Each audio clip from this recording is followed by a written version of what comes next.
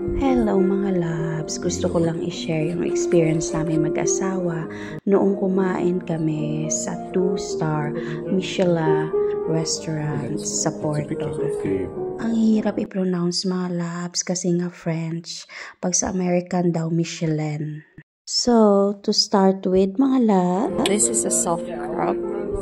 And then a tart. Look at that. It's just so cute. The presentation is amazing. Yeah. Okay, so to the second moment, I will start right here with the chicken sandwich. Oh, chicken sandwich. Yes. We can basically find some crispy chicken skins at the end. And inside of it, a chicken terrine. It represents the chicken piri-piri, very typical in Algarve, south of the country. There they serve the dish with some chips, peppers, so that's the recreation of the dish. Chef Hika. Bago nga kami pinapasok sa restaurant mga loves, ay pinagstay muna kami sa lobby at doon sila nag-serve ng snack. Yung nakita nyong tart kanina mga loves, sa loob noon ay Greater Amberjack na isda mga loves. Right here we have the spider crab, cooked as naturally as possible, because it's a very special product. So in this case we can find the spider crab in different textures. Here at the base above we have a gelatin of spider crab, and I just finished putting a little bit of sauce of spider crab. On top of it, mga loves, habang siniserve nila yung food mga loves, ay ini-explain din nila kung ano ang mga ingredients nito. What we have here is mushroom soup, as you said, and this bread. Blue lobster. Ooh, with blue lobster, okay. And this one is a bread. No, it's not just a bread. Turn around. Made of Mushrooms. Look, you can see the mushrooms inside. Okay, cool. And I have a, what is this? Pear kefir, made of pear with kefir. Cheers. This one. That's more for. That's a nice cube, yeah. Yes, obviously, yeah. Yeah, and well, basically some kind of cuttlefish. I think we need some caviar, some scallops, crackers, and I'll finish it with some cuttlefish consomme. You copied that from the Ice Hotel in Jugoslavia. Sorry? You copied that from the Ice Hotel in Jugoslavia. It is the same. Oh, really? The original Ice Hotel, yes. Okay. Probably it's a caviar. Taray mga loves, may pailaw-ilaw effect. Cuttlefish daw yan mga loves, tsaka yung black caviar from Iran. Masarap yung pagkain nila mga loves, walang duda naman. Kaso nga lang yung restaurant nila nadidiliman talaga ako mga loves. Maganda sana pag maliwanag tapos kitang-kita mo yung presentation nila. Yan mga loves ay Iberian pancetta mga loves. At yes po, yung bulaklak kinain din namin. Ang tawag dyan sa Iloilo ay baho-baho mga loves. Yan naman mga loves ay isdang red mullet, mulet, or whatsoever. In short, salmonete mga loves. O diba ang sosyal? Nakakatuwa mga loves, pag nagta-travel ka, ang dami mo talagang ma-explore na mga pagkain. Tapos magugulat ka, yung mga damo-damo pwede palang isahog. Yan na nga yung video mga loves nung pinapasok na kami sa kitchen. Eto naman mga loves ay codfish, tsaka yung side niya, nakita nyo ba may mussels. Mga loves, bago pa pala kami pinapasok sa restaurant ay pinapunta muna sa amin yung sommelier para tanungin kung ano yung gusto naming inumin mga loves. Siya yung expert sa wine pairing para sa mga dish namin mga loves.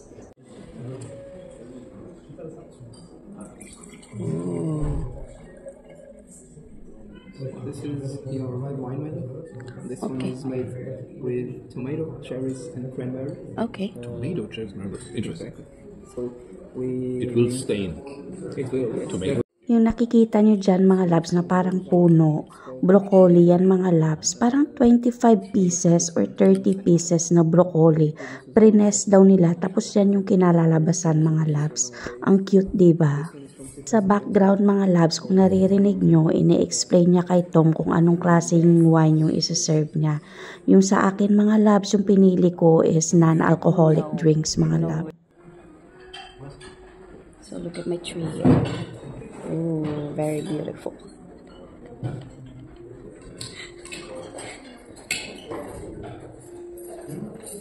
It's a lamprey.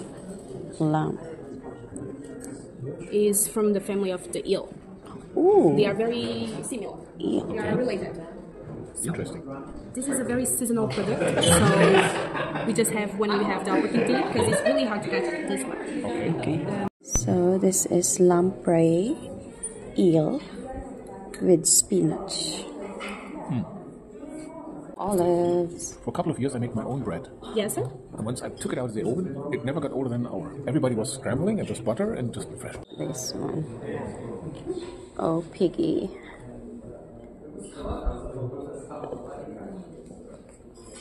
Cute. Perfect eat. Perfect eat.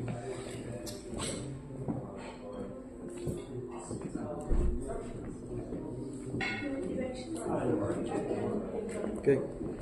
Next word for you. Roasted pork mga labs, kagaya ng lechon natin sa Pilipinas. Tapos ayan, vegetable tacos po. Tapos gumawa din sila ng potato crackers. Masarap siya mga labs in fairness. Excited na ba kayo sa dessert mga labs? Yung asawa ko mga labs, mahilig talaga sa matamis yan. Kaya excited talaga siya sa dessert. So yung sinerve nila mga labs ay raspberry tsaka lychee daw yan. Hindi talaga ako mahilig sa raspberry mga labs kasi naaasiman ako. Pero dyan okay lang naman yung lasa, hindi naman siya masyadong maasim. Yeah, we'll have a non-alcoholic port. Okay. So we call it. Yan naman ay pearl, vanilla, and almonds mga labs. Sa mga point na yan mga labs ay naiinggit na yung asawa ko sa akin kasi daw mas masarap yung non-alcoholic drinks ko kasi sa wine. Just Paul. To go along with the beautiful one that he's preparing for you, we have the pera rocha. Okay. Translating rocha pear is a very juicy and tasteful pear from south of Portugal. It's presented in a caramelized way with yogurt cream on the middle, almond cracker, and pear ice cream on top. And I finish with the snow of pear. Thank you. Thank you. We try 20-year-old tillers to import directly from the barrel. What is this? Cute. Chocolate tribe. Chocolate Important question. I will explain in a second. Okay. Do you like cinnamon? Yeah, Here we sure. go.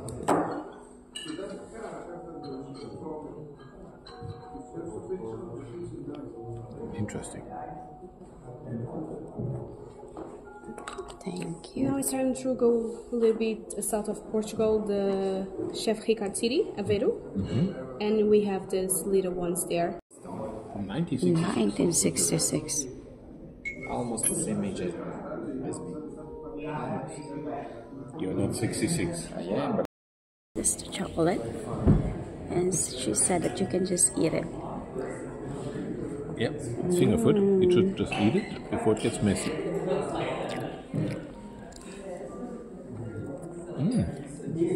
Actually, it tastes good. No. Beverage of the night. Okay. The Chef's Infusion. Chef's infusion. This one is very special and it's made with a mix of dehydrated fruit like orange. We have here spices like pink pepper. We have also aromatic herbs like sage and rosemary. Okay. Enjoy. It's a little bit hot. Be careful. Thank you. That smells So healthy. blueberry, chocolate tacos, and this one, I don't know. Oh, this is really beautiful. Wait, I can break it. Oh, it's broken? Yeah. No. Oh, yeah.